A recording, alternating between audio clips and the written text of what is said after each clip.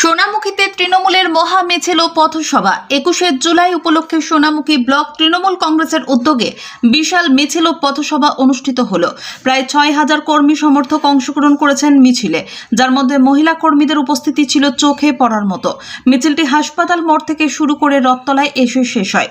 পরে সেখানে অনুষ্ঠিত হয় পথসভা, যেখানে বক্তব্য রাখেন প্রাক্তন মন্ত্রী শ্যামল সাঁতরা, প্রাক্তন বিধায়ক অরূপ কুমার খাঁ, ইউসুফ মণ্ডল, দিব্যেন্দু সেন, প্রবাল মুখার্জি, সজল সাহা ও কদম লোহার সহ আরও অন্যান্য তৃণমূল নেতৃত্ব। দিব্যেন্দু সেন বলেন, 21শে জুলাই তৃণমূল কর্মীদের কাছে এক আবেগ ও ত্যাগের প্রতীক। তিনি আশাবাদী সোনামুখী ব্লক থেকে বিপুল সংখ্যায় কর্মী সমর্থক ধর্মতলায় শহীদ সমাবেশে যোগ দেবেন। রাজনৈতিক মহলের মতে এই মহা মিছিল প্রমাণ করল সোনামুখী ব্লকে তৃণমূল সংগঠন কতটা মজবুত।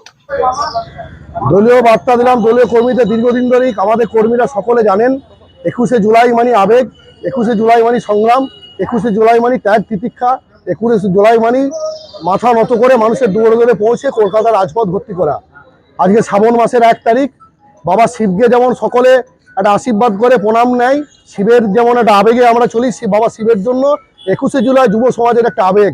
এই যুব সমাজ সব হাতে হাত মিলিয়ে কলকাতার রাজপথ, শুধুমাত্র পশ্চিমবঙ্গ না, বাঁকুড়া জেলা না, সোনামুখী ব্লক আমরা ভরিয়ে দেবো, এই অঙ্গীকার আজকে কর্মীদের মধ্যে আমরা এই বার্তা দিলাম।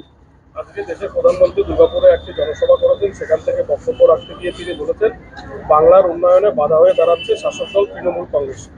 ও মিথ্যা কথা বলছে।